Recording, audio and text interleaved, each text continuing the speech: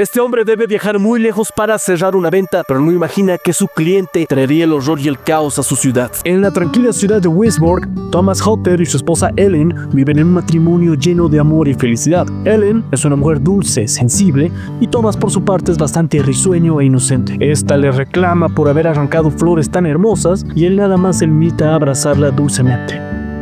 Sin embargo, este amor se vería alterado cuando Hutter recibe una oportunidad de trabajo que no puede rechazar.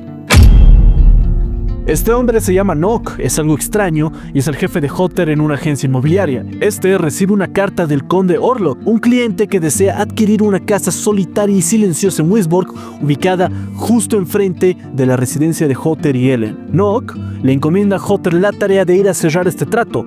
Le comenta que es una gran oportunidad económica y que sacará una jugosa comisión de todo esto, pero le advierte que requerirá un gran esfuerzo y quizá algo de sangre. Thomas, motivado por su amor hacia Ellen y con la intención de ofrecerle un futuro mejor, acepta sin dudar. Al despedirse de Ellen, ella tiene un mal presentimiento que no logra expresar. Algo le hace intuir que este viaje no será tan simple como Thomas cree.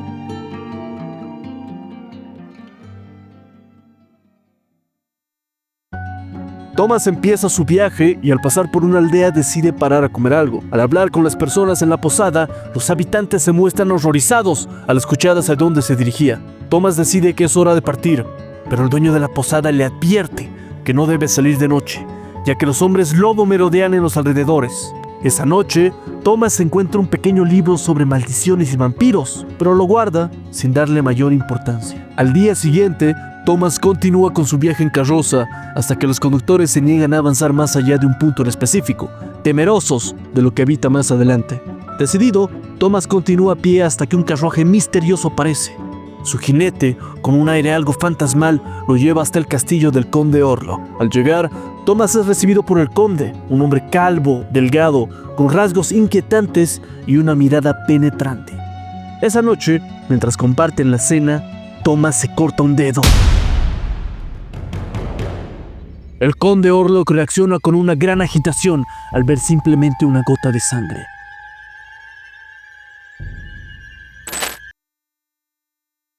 A la mañana siguiente, Thomas nota dos pequeñas marcas en su cuello, pero las atribuye a la picadura de algún tipo de insecto. Se dirige al comedor para desayunar y posteriormente sale afuera para escribirle una carta a su esposa. En esta, le dice que esté calmada, se queja de los mosquitos que le han picado y también que en el castillo ha tenido una pesadilla perturbadora. Pero que no se preocupe, que todo estará bien. Mientras Thomas está en negociaciones con el conde Orlok, deja caer una fotografía de su esposa. El conde la toma, observándola con mucho interés. Una fijación bastante extraña, y comenta que ella tiene un hermoso cuello. Esto llena de incomodidad a Thomas, pero inmediatamente el conde Orlok decide cerrar el trato y le comenta que estará feliz de adquirir esa propiedad frente a su casa. Más tarde, sucesos extraños comenzarían a inquietar a Thomas. De casualidad se pone a ver el libro sobre vampiros que había encontrado en la posada. Empieza a leer sobre el ser llamado Nosferatu. Estos seres vampíricos se alimentan de la sangre de los vivos y que su refugio son los ataúdes. A Thomas lo invade un muy mal presentimiento, así que decide salir al pasillo.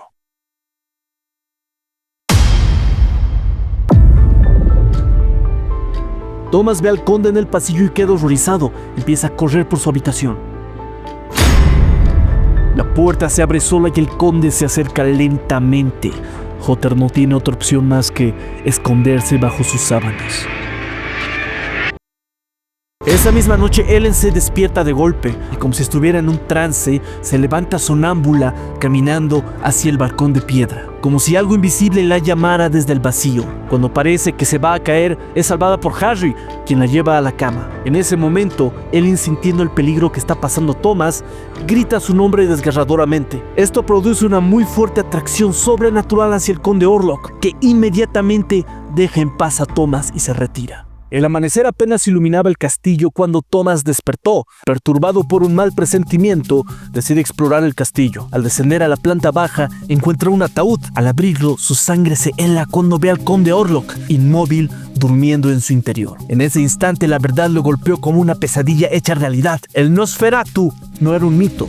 estaba frente a él. Paralizado por el horror, Thomas retrocedió tambaleante, encerrándose en su habitación. Cuando la noche cayó, lo vio desde las sombras. Orlok preparaba un cargamento de ataúdes, sellando cada uno con precisión antes de meterse en uno de ellos. Thomas comprendió que su esposa estaba en un inminente peligro, pero el castillo estaba cerrado. Desesperado, improvisó una cuerda con sábanas para descender por la ventana, pero la fuga terminó en una caída que lo dejó herido y apenas consciente. Fue encontrado por unos lugareños y llevado al hospital.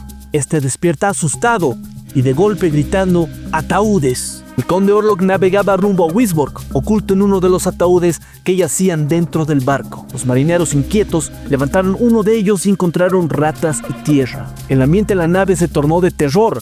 Los marineros empezaron a morir uno a uno y la sospecha de una especie de peste o enfermedad empezó a sembrar el pánico en el barco. A lo lejos, Nock, el sirviente del conde, comenzó a delirar, por lo que las autoridades deciden encerrarlo. Mientras tanto, Ellen, buscando consuelo en la playa, le llegó la carta de Thomas, pero al llegar a la mención de una picadura de mosquito, el temor se apoderó de ella, sintiendo el peligro que se acercaba a su hogar. Thomas recupera la conciencia e inmediatamente parte hacia Wisborg. En el barco, la muerte se hizo presente. Los marineros cayeron, dejando al capitán y a su ayudante como los únicos supervivientes. El ayudante, atormentado por la incertidumbre, abrió el ataúd. Orlok despertó. Aterrorizado, el marinero huyó, lanzándose hacia el mar en un último intento de escapar. El capitán, ajeno al horror, se ató al timón pensando que el viento y la tormenta hizo caer a su marinero, pero fue un terrible error, ya que quedó a merced del vampiro que ya acechaba. En Wisborg, Ellen y Nock sintieron el unísono de su llegada. Nock, consciente de que su amo se acercaba, consumido por su locura, dejó inconsciente a un guardia y escapó. Cuando la nave finalmente tocó puerto, el viento frío que la acompañaba anunció lo inevitable. Nosferatu había llegado.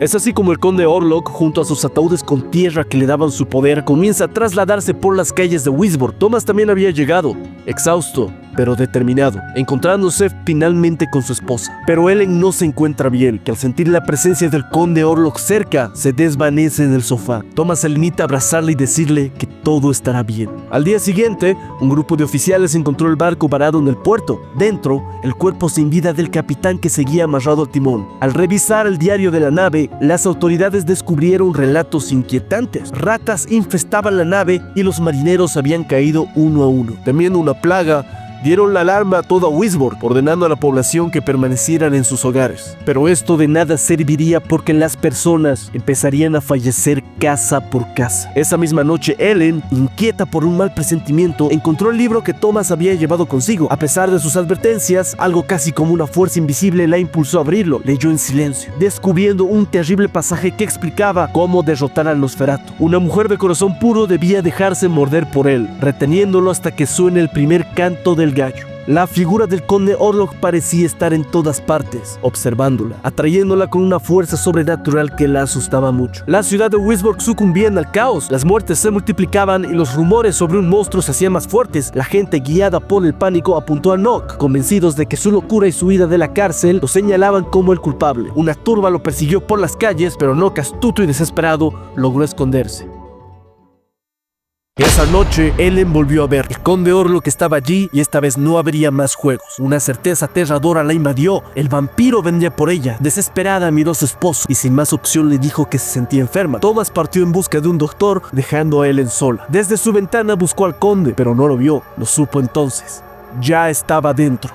Las sombras lo revelaron subiendo las escaleras, cada paso acercándolo más a ella. Ellen, aterrorizada, comprendió que no podía resistirse. Se tomó a la cama, dejando que el destino siguiera su curso. Orlok, con una sed insaciable, se abalanzó sobre ella, probando finalmente esa sangre que tanto había deseado. En su éxtasis, no se percató del canto del gallo, ni vio los primeros rayos del sol. Cuando se dio cuenta, ya era demasiado tarde. El amanecer lo alcanzó, y en un grito final, el vampiro quedó reducido a cenizas. En su celda, Locke sintió la muerte de su maestro. El vínculo que los unía se rompió como un vacío que lo dejó derrotado. Mientras tanto, Ellen despertó, apenas viva, pero con el alivio de saber que había triunfado. Con sus últimas fuerzas llamó a Thomas. Él llegó corriendo hacia ella, pero solo pudo sostenerla mientras se marchitaba en sus brazos. Ellen lo mira a los ojos, queriendo asegurarse de que su amado esté bien. En ese momento, el joven ingenuo entendió la magnitud de su amor y valentía, y con lágrimas en los ojos vio a Ellen apagarse. Ella, que trajo el amanecer que desterró la oscuridad y devolvió la esperanza a Wisborg.